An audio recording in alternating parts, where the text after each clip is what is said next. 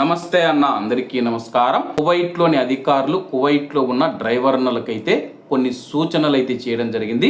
ప్రస్తుతం కువైట్లో జూన్ ప్రారంభం నుంచే 50 డిగ్రీల కంటే ఎక్కువ ఉష్ణోగ్రతలు నమోదవుతాయని చెప్పి వాతావరణ శాఖ అంచనా వేస్తూ ఉంది.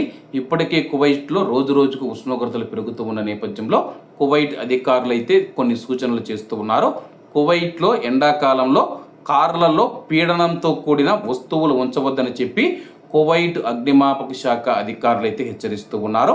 వేసవిలో ముఖ్యంగా ఉష్ణోగ్రతలు విపరీతంగా పెరుగుతూ ఉన్న నేపథ్యంలో వాహనంలో పీడనంతో కూడిన కంటైనర్లు మరియు ఎలక్ట్రానిక్ పరికరాలను ఉంచవద్దని చెప్పి కువైట్ అగ్నిమాపక శాఖ కువైట్లోని కువైటీ పౌరులను మరియు ప్రవాసులను హెచ్చరించింది.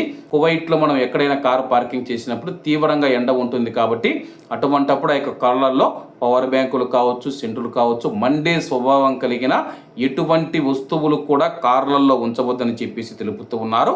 అలాగే కార్లలో తీవ్రమైన వేడి కారణంగా పర్ఫ్యూమ్ బాటిళ్లు, లైటర్లు మరియు పోర్టబుల్ ఛార్జింగ్ పరికరాలు, పవర్ బ్యాంకులు ఏవైతే ఉన్నాయో అవి పెట్టవద్దని చెప్పేసి దానివల్ల అగ్ని ప్రమాదాలు జరిగే అవకాశం ఉంది. పవర్ బ్యాంకు కానీ సెంట్లు ఉండడం వల్ల పవర్ బ్యాంకులు ఉంటే కానీ పేలుతాయని చెప్పేసి దానివల్ల అగ్ని ప్రమాదం జరుగుతుందని చెప్పేసి తెలపడం జరిగింది.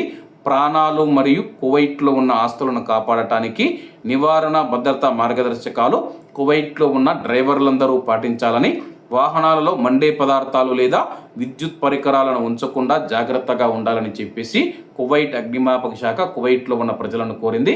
కాబట్టి కువైట్లో ఉన్న మన భారతీయ డ్రైవర్లు ఎవరైతే ఉన్నారో ఇటువంటి విషయాలలో చాలా జాగ్రత్తగా ఉండాలని కోరుకుంటూ అందరూ బాగుండాలి, అందులో మనం ఉండాలి. అందరికీ నమస్తే అన్న, జై హింద్.